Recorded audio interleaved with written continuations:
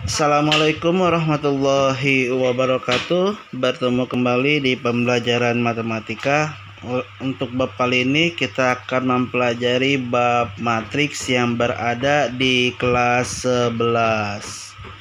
Nah, matriks apa itu definisinya?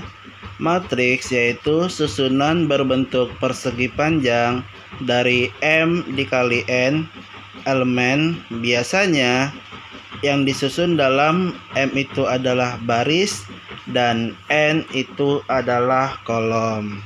Nah, untuk penulisan matriks atau simbol matriks wajib menggunakan huruf kapital. Contohnya huruf A besar, B besar, C besar sampai dengan Z besar.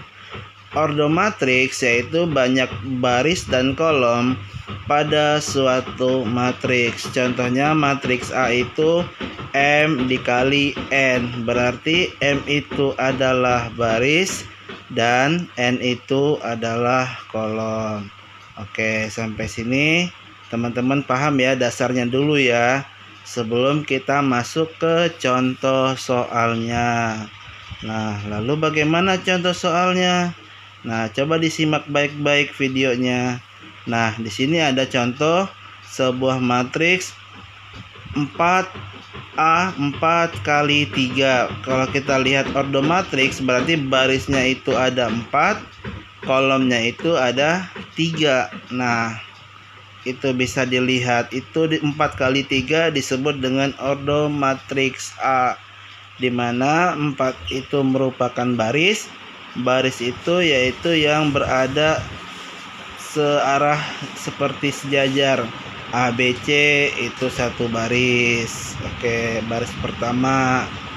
D, E, F itu baris kedua.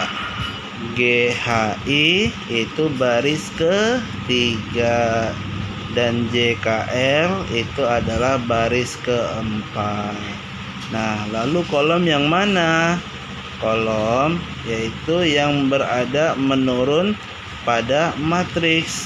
Nah, ada A, D, G, J itu kolom pertama, B, E, H, K itu kolom kedua, dan C, F, I, L itu kolom ketiga. Oke, gampang ya untuk contoh matriks ya. Berarti ketika Bapak sebutkan berapa nilai matriks dari misalkan baris ketiga kolom kedua, berarti kita bisa dapat nilainya yaitu yang H. Oke, sampai sini masih bisa dimengerti kan teman-teman 11? Oke, nah sekarang lihat lagi nih. Oke, nah sekarang kita lihat contoh soal pengaplikasian dari ordo matriks. Nah, di sini E itu tadi bagaimana? E itu berada di baris kedua ya. Kolomnya kan menurun itu, berarti baris kedua, kolom kedua itu adalah nilai dari E. Lalu G bagaimana? Tadi kan baris itu mendatar, kolom itu ke bawah ya. Berarti G itu barisnya baris ketiga, kolomnya itu kolom pertama. Oke, paham ya teman-teman ya. Nah, sekarang C. C itu kalau kita lihat berdasarkan yang tertera di materi PowerPoint-nya, berarti C itu berada di baris pertama. Oke, kolomnya kolom keberapa? Ya, betul, kolom ketiga. Paham ya teman-teman ya pembelajarannya ya. Nah, lalu kita masuk lagi. L. L itu kalau kita lihat dia berada di baris keempat ya, kolomnya kolom ketiga. Oke, gimana materinya? Cukup mudah dipahami ya untuk ordo matriks. Nah, sekarang kita akan coba membahas tentang transpose matriks. Definisinya, transpose matriks yaitu perubahan letak elemen matriks di mana baris nanti akan menjadi kolom dan kolom akan menjadi baris.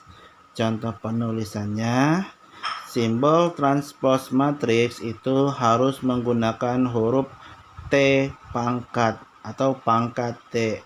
Contoh A besar, pangkatnya T. Boleh menggunakan T besar, boleh menggunakan huruf T-nya kecil. Oke, bisa dilihat di tampilan layar kalian. Contohnya itu adalah A transpose, B transpose. Nah, coba lihat lagi contoh soalnya. Matriks A itu kan berordo 3 kali 2. Tadi tiganya itu apa? Yaitu baris 52, 41, 36. Dan duanya itu merupakan kolom ya. 543 itu kolom pertama dan 216 itu kolom kedua. Maka kalau kita lihat dirubah, yang awalnya baris jadi kolom berubah menjadi kolom, baris jadi kolom, kolom jadi baris. Maka A transpose 2 kali 3, 2-nya itu adalah baris, berarti kita bikin ke samping. Nah, berarti baris pertama itu 543, baris kedua itu 216. Berarti terjadi tuh perubahan ordo tuh saat ditranspose. Yang semula matriks A berordo 3 kali 2, karena dia harus ditranspose berarti letak perubahannya juga berubah. Yang awalnya baris menjadi kolom, kolom menjadi baris. Oke. Berarti kan tadi Bapak bilang 52 itu adalah baris, berarti harus berubah menjadi kolom. Begitu juga. Nah, dengan 52 ini kan tadi baris pertama ya, maka dia berubah menjadi kolom pertama. Nah, begitu juga dengan 41 yang semulanya baris kedua berubah menjadi kolom kedua, dan yang 36 itu adalah baris ketiga berubah menjadi kolom ketiga. Begitu juga dengan yang semulanya kolom 543 itu kan kolom pertama ya, berarti dia berubah menjadi baris pertama. Dan 216 itu kolom kedua, maka dia berubah menjadi baris kedua. Oke, cukup mudah dimengerti ya untuk transpose matriks ini. Oke, paham ya untuk dua materi ini ya, transpose matriks sama ordo matriks. Oke, demikian pembelajaran hari ini. Jangan lupa di subscribe channel Bapak ya. Oke, dan tanda like-nya jangan lupa.